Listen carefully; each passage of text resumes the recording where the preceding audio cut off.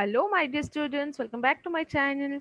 Today in this video we are going to learn a class 10 English poem that is Mending Wall written by Robert Frost. So let's start with that. But before that students, if you are viewing my video for the first time, do subscribe my channel and hit the bell icon so that you get the notifications of all the upcoming videos.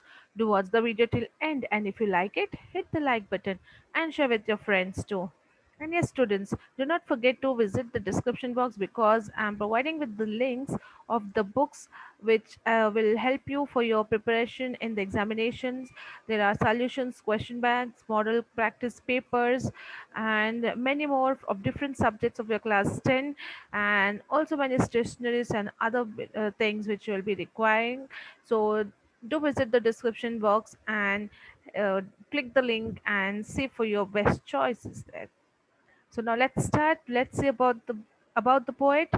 As you know, Robert Frost is the poet of this poem. He was born in San Francisco.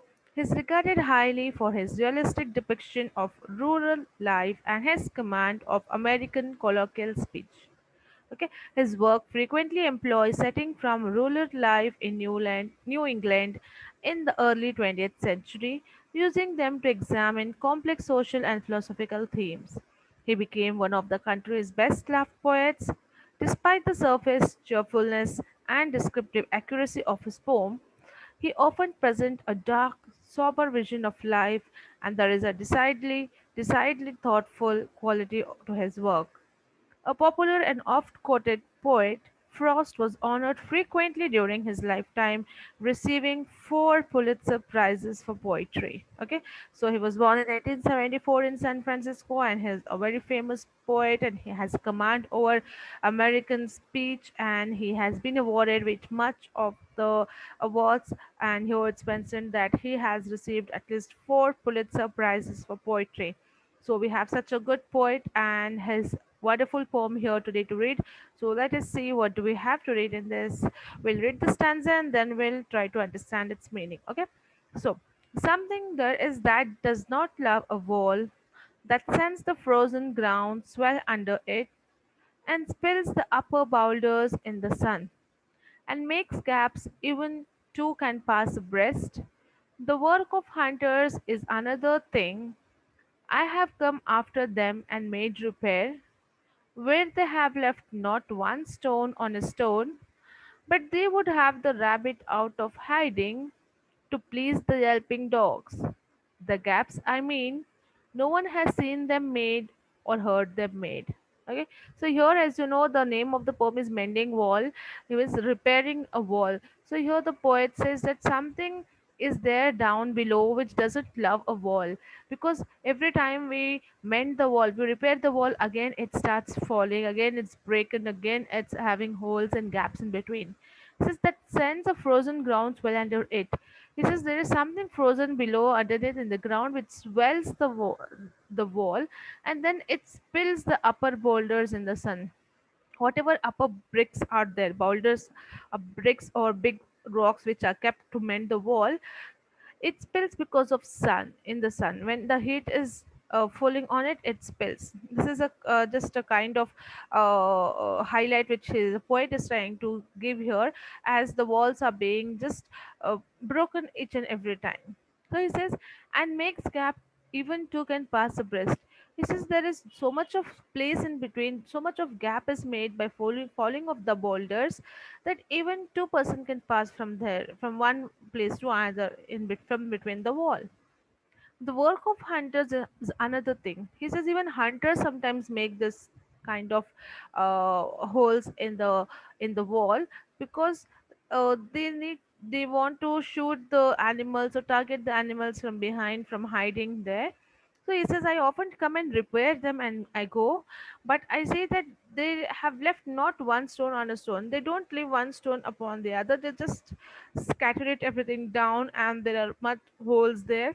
But they would have the rabbit out of hiding to please the yelping dogs, and there would be hiding rabbits which would be hiding in the wall, in the holes, to please the yelping dogs, to please the barking dogs there. Okay, the gaps, I mean, no one has seen them made or heard them made. This is that I have never seen anybody making these gaps, nor I have heard them making the gaps on the wall.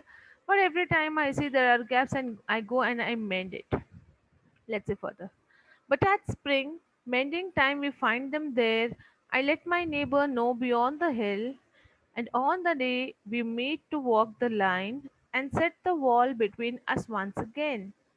We keep the wall between us as we go, to each the boulders that have fallen to each, and some are loaves and some so nearly balls.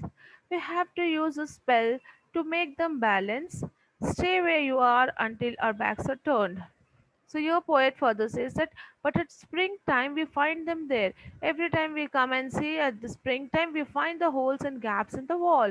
I have never heard, I have never seen who is making this, but every spring season I come and I see when I come for mending, I see them here.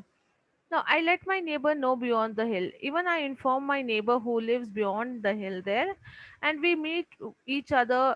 One day we decide and we walk the line. We come to the wall towards the land, and then we set the wall between us once again. The wall which is broken, which is dividing our fields, we again try to mend it. We try to make the wall stand again, fill the gaps there. We keep the wall between us as we go. And again, while before leaving, we see that we make it sure that the wall is again standing properly before we leave. There are no gaps in between. Then it says, to each the boulders that have fallen to each, and some are loves and some are nearly balls. Then he says the boulders, the bricks which are fallen down on the floor, they seem some are like bread loaves, very thin, and some are nearly like round, thick balls which are heavy. And we have to pick it up and we have to make its balance on the wall. It's very difficult. So he says we have to use a spell to make them balance.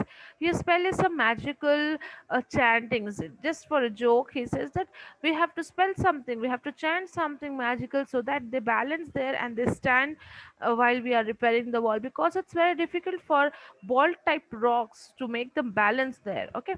So he says that we need to make a spell to balance, and I say there, stay where you are until your backs are turned. This means the poet saying the boulders, the bricks, the round ball bricks, that stay where you are until our backs are turned. Just don't fall down, be balanced. Like that, he's trying to joke and say the wall while he's mending it. Then further, we wear our fingers rough with handling them. Oh, just another kind of outdoor game. One on a side, it comes to little more. There where it is, we do not need the wall. He is all pine, and I am an apple orchard. My apple trees will never get across and eat the cones under his pines. I tell him. He only says, good fences make good neighbors.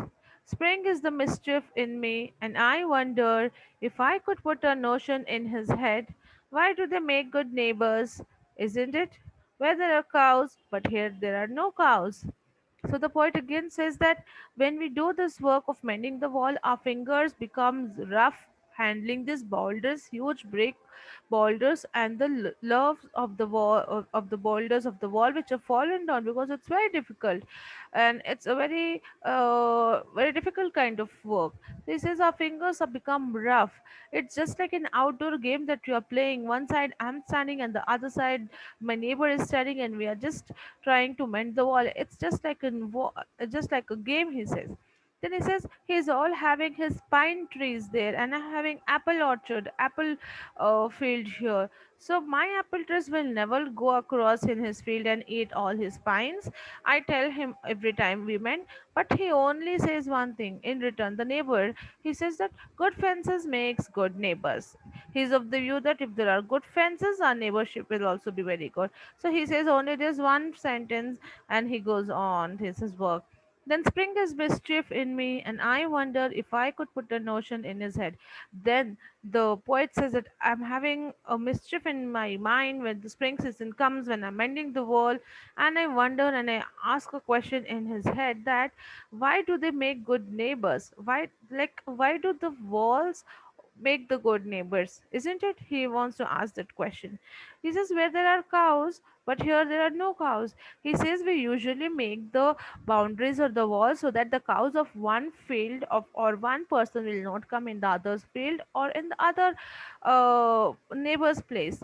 But here there are no cows at all, and the trees will never move from pine to apple orchard trees. So why is it? Why will it make good neighbors, and how will it make good neighbors? Then, before I built a wall, I'd ask to know what I was walling in or walling out, and to whom I was like to give offense. Something there is that does not love a wall, that wants it down. I could say else to him, but it's not else exactly, and I'd rather he said it for himself. I see him there. So before building a wall, I ask I would ask to know, like, why was I building a wall here? Why was walling it? Am I walling it in or out? And why am I doing so? And to whom I was like to give offense? Like, for whom I'm going to, from whom I'm trying to stop to come inside? Like, what is the use of making this wall? Whom I'm trying to avoid to come inside? There's nobody. There are no cows. There are no trees which will come, move and come across this field. Then is there something that does not love a wall? That is why each time we come, each time the wall is been broken, and this time he could say that they are elves to him. Elves are nothing but spiritual or magical kind of thing, a small personality which are of magical kind. So he says, but it's not exactly even elves here, and I'd rather he said it for himself. So he's saying to himself, it might be no, not elves also. Then, bringing a stone grabs firmly by the top in each hand, like an old stone savage armed. He moves in darkness, as it seems to me, not of woods only and the shade of trees. He will not go behind his father's saying, and he likes having thought of it so well. He says again, good fences make good neighbors. So again he says he's getting the big stones, he's holding it firmly from the top as if he's having a very big arm or weapons in his hand. In that manner, the neighbor is making or mending the wall again. And then he moves in darkness, as it seems to me. He finds that as if it's dark now and he's just moving away from there. There are only woods and shade of trees, like it has become evening. And he will not get behind his father saying.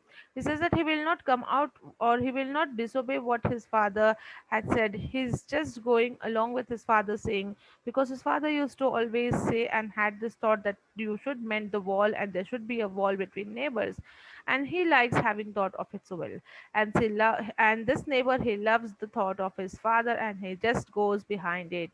So again he says that good fences make good neighbors, and that is how he keeps mending wall in all the spring season. Again they come and see there, again the wall is having gaps in between, again they mend, and this is how it goes on. So this is what the poem about, where the poet is trying to say that there is no necessary to build the walls, but here the neighbor is just going with his father saying, and he keeps on saying, good fences makes good neighbors. So here we come to an end with the poem. I hope you all understood the poem, and if you like the video, do hit the like button and share with your friends. And before going, do not forget to visit the description box and select your choice of things from there. Till then, okay, then we'll be back soon with more such videos. Till then, stay safe and take care. Thank you.